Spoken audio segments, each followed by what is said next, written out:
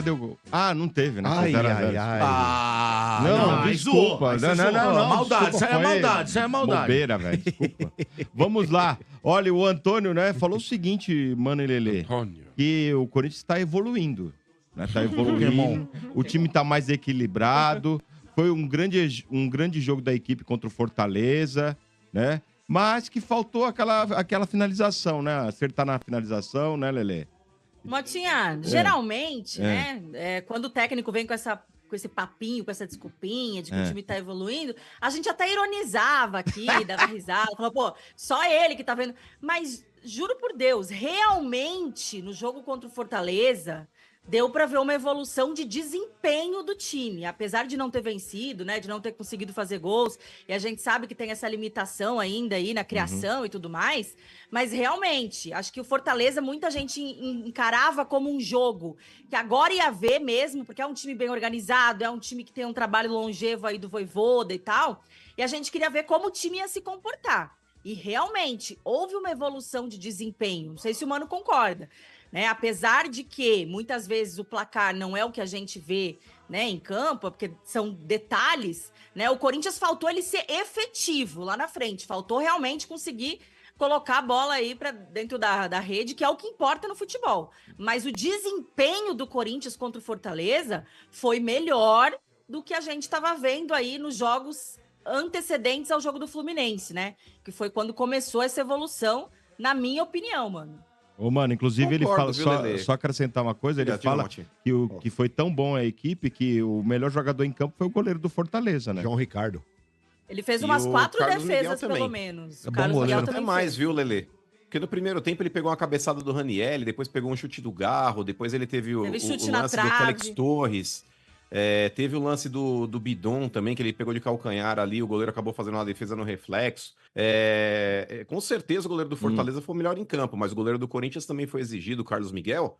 E eu concordo, Lelê, eu só coloco até como ressalva com relação à criação no meio-campo, porque eu acho que o Corinthians ele até criou nesse jogo, tanto que o Garro, para mim, foi o melhor em campo. O Garro jogou muito. E vem jogando também, ele tá numa crescente, até pela presença do Bidon. Porque o Bidon, Lelê, é aquele volante que espera-se que ele faça aquilo. Já que o Ranieri tá jogando mais recuado de primeiro ali, o Bidon é aquele cara que ele sai e ele ajuda a desafogar o futebol do Garro. Então ele acaba ajudando na construção, é um cara que aparece como um fator surpresa também dentro da área do adversário. E com isso você consegue ali, sabe, distribuir melhor o jogo. Você não fica tão concentrado no único jogador. Então, nesse ponto, eu acho que faltou mais foi sorte mesmo, viu, Lelê? Por mais que o Corinthians tivesse perdido alguns gols, mas fora o gol que o Hugo perdeu, que pra mim foi o mais feito do jogo, e talvez até o do Ranieri, que ele cabeceou sozinho, mas ele foi atrapalhado por um jogador do Corinthians que estava à frente dele, que também pulou na bola, então ele acabou cabeceando daquele jeito, meio que em cima do goleiro. Mas só com relação ao do Hugo, pra mim é um gol perdido, porque ele poderia ter batido melhor do que ele bateu. O restante, eu acho que o goleiro fez umas puta defesa.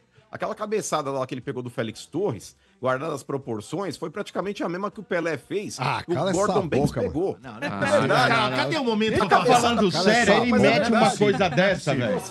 Mas é que tá. Vocês estão ironizando? Mas é que tá. Vocês são uns vermes, porque vocês nem analisam o negócio e já querem achar que eu tô zoando. Não tô. Sombra, aquele tipo de cabeçada que Félix Torres deu, cabeceando pro chão e a bola subindo na direção do gol, aquele é o tipo de defesa mais difícil pro goleiro. Porque se ele cabeceia em cima do goleiro numa linha reta, o goleiro, até no reflexo, ele consegue pegar. Agora, quando a bola bate no chão e vai na direção do gol, a bola pode mudar a velocidade, a bola pode pegar efeito, tem uma série de coisas ali que dificulta pro goleiro. E o Portuga sabe disso, ele pegou no gol. Então, nesse ponto, eu acho que o goleiro do Fortaleza, o João Ricardo, foi um dos melhores em campo. Foi. E eu não vou criticar não, viu, Lelê? Porque esse desempenho que o Corinthians teve no final de semana é o desempenho que a gente esperava no retorno do Corinthians depois da eliminação do Campeonato Paulista, que não aconteceu. Essa melhora significativa do Corinthians aí contra a Fluminense, América e agora a Fortaleza é o tipo de evolução que a gente queria quando o Corinthians teve 3 semanas para trabalhar e não mostrou. Então, antes tarde do que nunca, pelo menos agora tá evoluindo. Até que, enfim, o Antônio Oliveira acordou pra vida e tá fazendo esse time do Corinthians jogar. Eu acho que o Corinthians peca demais, Lelê, quando ele precisa mexer no segundo tempo e tirar jogadores que muitas vezes estão bem, porque cansaram, como foi o caso do Bidon, enfim.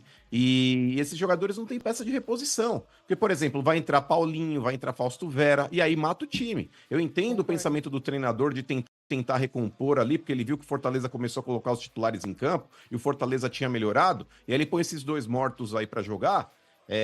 E aí o Corinthians ele tem uma queda brusca de rendimento na parte técnica e na parte física. Então não adianta muito. Com todo respeito ao Paulinho, pode ter a história que ele tem no clube, mas para mim é jogador aposentado, não dá mais para aguentar esse cara. Mano, só em relação ao João, para mim não é surpresa. O São Paulo, inclusive, queria o goleiro uma época que ele jogava ainda no América, ele já era um baita de um goleiro. Agora, quanto o Fortaleza, cara, eu acho que o Fortaleza é um dos visitantes mais chatos que tem. Porque ele é um time bem armado e ele é armado pra contra-ataque. Ele assusta mesmo, ele é bem competitivo. Eu não achei que o Corinthians jogou mal, não. Jogou bem, cara. O Breno Lopes perdeu uma não pode perder, né? Pois é. Mas o Corinthians também perdeu, né? Essa é a questão. Foi um jogo aberto, teve oportunidades do Fortaleza também, teve defesas do Carlos Miguel, que inclusive tá indo bem, por isso vai merecer essa sequência, ou Carlos Miguel, que já tinha aquela polêmica, né? De Carlos Miguel ou Cássio. Mas eu concordo com o Mano, porque tem essa questão assim, no segundo tempo, quando mexe, quando faz as substituições, o Corinthians caiu totalmente de produção. Mas não é que o técnico mexeu mal. É que as reposições que o Corinthians tem, elas não estão à altura. A gente estava com o que tinha de melhor em campo. É um elenco ruim, aí os caras cansaram. Não tem elenco. Teve que trocar. E quem entrou não tem a mesma qualidade. O próprio Fortaleza, que a gente sabe, ok, é um time bem organizado, né? Vem se estruturando cada vez mais, mas tem um investimento muito menor que o Corinthians. E o banco deles era melhor que o nosso. Entrou o Machuca lá, que é um bom jogador, entrou o Lucero, que é um bom jogador, e o Corinthians teve que ficar aí com a entrada de Paulinho, de Fausto Vera, né? Então caiu muito de produção quando teve que começar a modificar. E eu vou meter o pau também nesse ataque capricho que o Corinthians tem. O ataque capricho é composto pelo Yuri Alberto e o Pedro Raul, os bonitinhos da festa de 15, sabe? Os príncipes da festa de 15. Joga porra nenhuma também esses malucos. Esse Pedro Raul, mano, tá louco, mano. Pô, toda a chance que esse maluco tem, de vez em quando uma bola aérea lá vai pra ele dentro da área e cabeceia. Mas fraco também, fraco. Esse cara vai estar jogando no México lá, assim como o Yuri Alberto também, que cria-se uma expectativa sempre quando ele faz 2 joguinhos melhor, todo mundo, aí o Yuri Alberto voltou porra nenhuma. 2 jogadores aí, Lele, que sinceramente até agora no Corinthians não provaram nada. Sabe, quando o seu melhor do ataque, o Wesley tá jogando muito, hoje é o melhor do ataque ali com relação ao que ele tá apresentando, mas em termos de números é o Romero. Quando você tem o melhor atacante do teu time sendo o Romero, alguma coisa tá errada. Alguma coisa tá errada, mas... Ó, deixa eu falar, amanhã tem jogo, né? Fala. Nacional do Paraguai, Corinthians, lá em Paraguai, né? Então, Coronado, Yuri Alberto Nacional. E Gustavo Henrique estarão à disposição aí, né, do Antônio, né, para amanhã. Quem não vai estar à disposição é o... Esse Coronado, desculpa, Mota, desculpa, esse Coronado aí também é outro. Vou te falar, o Coronado, você tá de brincadeira, velho. Você tem todas as características aí de dores de um idoso. Ai, dor no quadril. Porra, o cara tem o quê? 80 anos de idade? Vocês compraram um carro batido, mano. Carro batido. Só um parênteses aqui, ó. Só um parênteses aqui, seu bem. O Mano, ele terceirizou uma opinião que não era dele. Ele falou assim, não, tô bancando porque alguém da minha confiança falou que o tal do Coronado ia chegar aqui a deitar. E aí, mano, como é que é? Fez lobby pra contratar o cara? Fez o lobby pra contratar o cara, agora segura o rojão, filhão. Não, mas ô Marcão, eu não tô questionando a qualidade técnica dele, eu tô questionando a qualidade física. Mas você não joga? Porque mas é que tá, o Coronado, ele tá lembrando muito o Renato Augusto, dentro e fora de campo. Dentro de campo espera-se muito dele, mas ele pouco joga. O Coronado, ele teve aí um período que ele tava se adaptando, aí depois ele fez um ou dois joguinhos. Aí aconteceu o quê? Pegou dengue. Aí, voltou, fez mais 1 ou 2 joguinhos. Aí, poupado de última hora. Foi até o jogo da Sul-Americana que ele não foi, causou surpresa em todo mundo. Cadê o Coronado? Aí tá com dor no quadril. Então precisa se coçar também, Mano e Lelê. E o Rubão, né, como ele foi mandado embora, ele tá on fire, falando várias coisas por aí. Inclusive, ele soltou, né, que o Coronado aí, o Corinthians paga, se não me engano, 1.700 pro Coronado e mais 300. Nossa, de luvas. Pro empresário do jogador. Ô, louco. O empresário do jogador. É um gênio, hein? Esse é bom. Mas daqui a pouco... Bento. Que assim, só pra finalizar rapidinho, Sombra, com relação a isso, é bem rápido. O Rubão, ontem, ele participou do Mesa Redonda lá e deu uma entrevista lá. Pra mim, falou, acusou, insinuou e não provou nada. Porque, desculpa, ele vem falar, o Augusto Melo, ele me contou num churrasco na minha casa em Peruíbe, que estava marcado para as 11, ele chegou às 5, aí ele chega lá e fala, assinei o maior contrato do Brasil, não sei o quê, não tem intermediário e bibibi. Posto isso, para mim são palavras ao vento. Tem até uma série do Netflix que diz o seguinte lá, a Globoplay, Vale o Escrito, é a série dos bicheiros. Boa. Irmão, na boa, você tem um contrato de 120 milhões na mão. 120 milhões na mão. Isso aí é o quê? É obra divina? Foi o Espírito Santo que desceu com o contrato e falou, Gente, na boa, tem um intermediário aí, é quase que, não vou dizer uma obrigação, mas dentro do mercado interno, e é até normal, desde que você não conheça o dono da empresa, existe um intermediário, que pode ser um agente, pode ser talvez aí uma agência de publicidade. Então, pagar a comissão, e para quem foi pago e quanto foi pago, é algo que eu acho que tem que ter em contrato. O Augusto, cabe a ele chegar e mostrar também. Chega e fala, tá aqui o contrato, porque esse é o principal argumento da oposição e segundo agora o Rubão também. Ele falou do Fabinho Soldado, não me consultaram a respeito da contratação do Fabinho Soldado. Então, Lelê, já dá pra imaginar quem foi o cara que começou a espalhar boato que o Fabinho Soldado não era bem quisto lá dentro, inclusive pelo elenco. Já que ele não gostava do Fabinho Soldado porque ele não foi consultado. E a terceira e última coisa pra finalizar, Sombra, da minha parte, me surpreende muito, eu não cheguei a ver entrevista, eu só vi os recortes, mas alguém perguntou pro Rubão, quem tava na mesa lá, se ele não concordava com nada do que estava acontecendo. Se ele discordava de tudo e achava tudo um absurdo, por que ele não continuou? Por que ele continuou como presidente? Como diretor de futebol do Augusto Melo, e não falou, não concordo com nada que está acontecendo aqui, vou entregar o bastão. Eu acho isso tudo um absurdo. Ele esperou ser mandado embora do cargo, ser dispensado do cargo para abrir a boca, então para mim não passa de um oportunista também. Mas deixa eu só dar uma opinião a respeito. pitaco. A respeito dessa questão do... Eu nem conheço as figuras, hein? Não conheço aí os caras que estão envolvidos nessa guerra verbal aí. Mas, por exemplo, às vezes o cara fala assim, não tô concordando com nada, mas eu não vou pedir demissão. Ele vai ter que ter o ônus de me mandar embora. Mas aí você fica como conivente? Porque se você não concorda e tá do lado, é aquele negócio, quem cala consente. Você tá consentindo com tudo que tá acontecendo. E o Augusto já negou o que ele falou? Ainda o Augusto, não se pronunciou. Então, ele não emitiu a nota. Mas aí que Então, tá, é a mesma eu espero coisa. que o conselho investigue. Eu espero que o conselho investigue. Mas você jogar palavras ao vento e alegar que foi contado isso num churrasco, 5 da tarde, em Peruíbe, pra mim é patético, irmão. Pra mim é patético. Não, é que a questão Qual é que a assim. prova que ele tem dessa porra? Mas Entendeu? assim, mas assim, existe uma demanda de prova aí no caso? É uma coisa assim, os caras estão trabalhando junto. Vocês duvidam? Vocês têm total dúvida de que isso possa ter acontecido? O cara chega e fala assim, eu não coloco minha mão no fogo por ninguém. Fechei e olha que legal. Meu, tudinho pro clube, não tem ninguém no meio. Isso ele pode ter dito, Sombra, mas você é um cara de mercado, você é um cara que vira e mexe, você tá negociando situações aí também pra rádio, enfim, com fornecedores. E você sabe, Sombra, que a comissão não é... Porque as pessoas jogam isso na mídia dando a impressão que é algo irregular. Gente, comissão é praxe de mercado em transações que você possa fazer entre empresas. Sempre tem, às vezes, aí um interlocutor, um intermediário, uma agência, enfim, quem quer que seja, que vai receber um percentual em cima daquilo. Depende. O problema, Sombra, é não constar isso dentro do contrato, tanto em termos de valores e para quem foi. Então. Se for um negócio tipo caixa 2, se for um negócio por fora, tá errado. Aí ele tem que ser cobrado sim. Agora, tem que ser muito ingênuo, Sombra, para achar que um contrato de 120 milhões, que no caso, talvez ele não tenha negociado diretamente com o dono da empresa, que não vai ter um intermediário aí. Então, mano, mas deixa eu te falar o seguinte. A gente trabalha aqui com eventos, por exemplo. Se a gente vai trazer um artista internacional, nacional, geralmente esse artista ele é agenciado. O agente, ele é remunerado por isso. Mas, por exemplo, aí você contrata serviços. Pô, se eu sei que vai me fornecer serviço X, Y, Z, não tem um intermediário para isso. Eu quero contratar um local, quero fazer um evento da rádio no Allianz. Eu não vou buscar um intermediário, eu bato na porta do Allianz. E precisa entender também o seguinte, mano, vamos lá. O São Paulo, por exemplo, ele fechou lá o naming rights para a marca de chocolates, lá o Morumbis lá. Muito bem.